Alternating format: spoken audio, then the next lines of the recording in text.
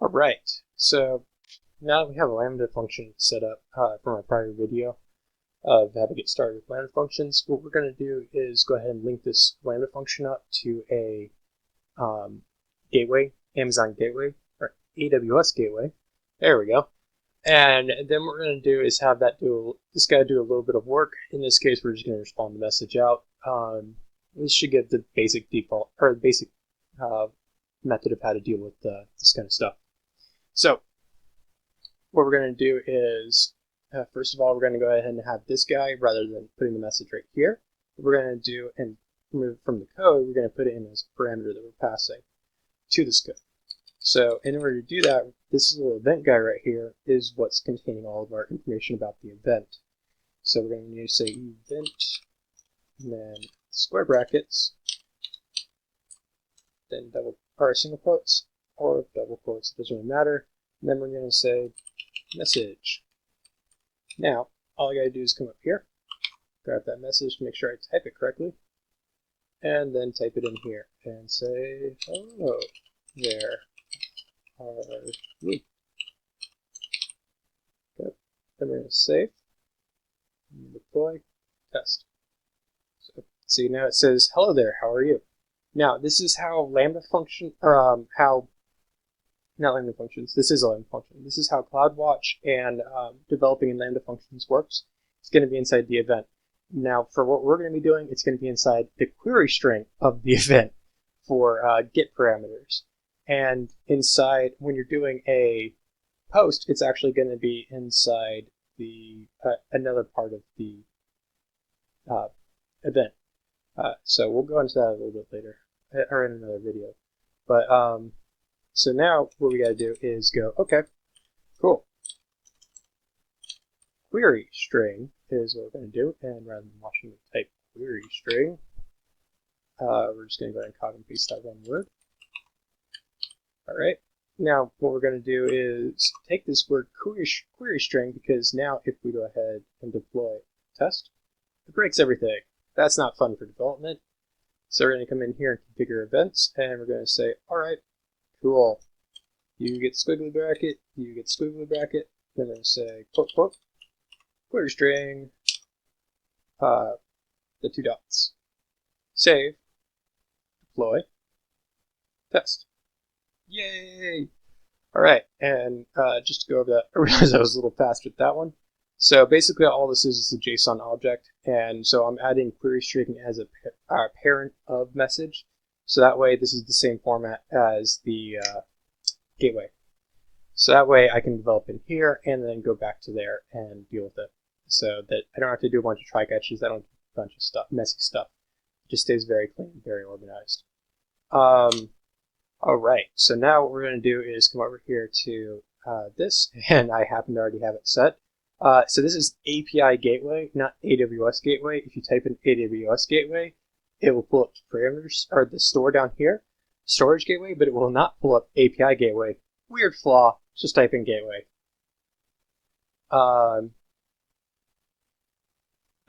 Anyway, so the correct solution that we're supposed to be using for what we're doing right now is going to be the HTTP API, and that's because all we're going to be doing is literally taking a request from a web page endpoint, passing it to a Lambda. If we were doing any kind of advanced stuff in there, and I'll go into that in some later videos, but if we're doing any kind of advancedness with the request, if we're trying to do some access control restrictions and some other crazy stuff, you're going to want to do a REST API down here. Because that's really messing with the request. It's really validating the request. It's doing some really good heavy lifting for you. One of the biggest things that they always talk about the REST API is throttling. So if you want to throttle your clients and be like, hey, you can only do X amount of stuff, you can do that through the REST API. You can set up API credentials and have it.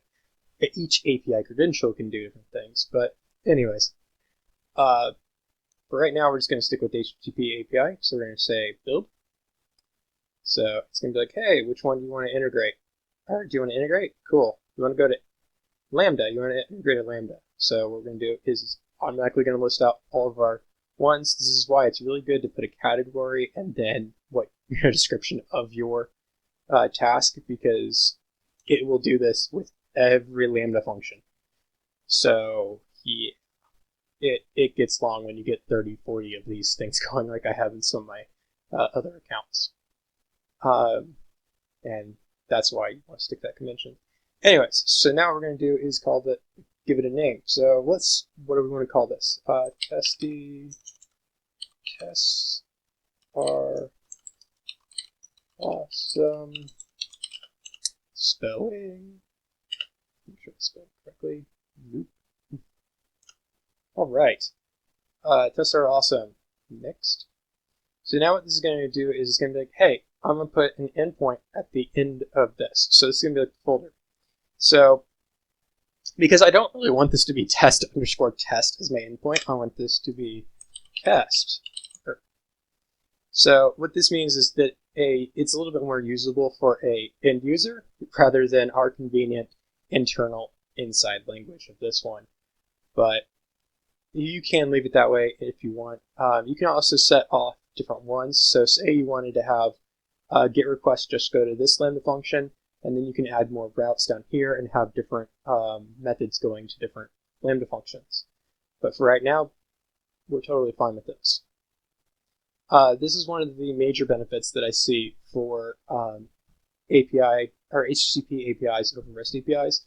REST APIs are really meant for like really good production, strong apps with strong controls, and so they really don't have this fun feature for auto deploy, or at least it's not really visible if it does have it.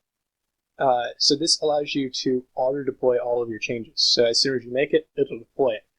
Very convenient, but as soon as you go to REST API, make sure you understand it is not auto deploy. Any and every change you must deploy when you go to REST API. But anyways, so what we're going to do is come in here and we're going to say, okay, so looks really good. This is giving us all information about our stuff. It's going to be on this route. Cool.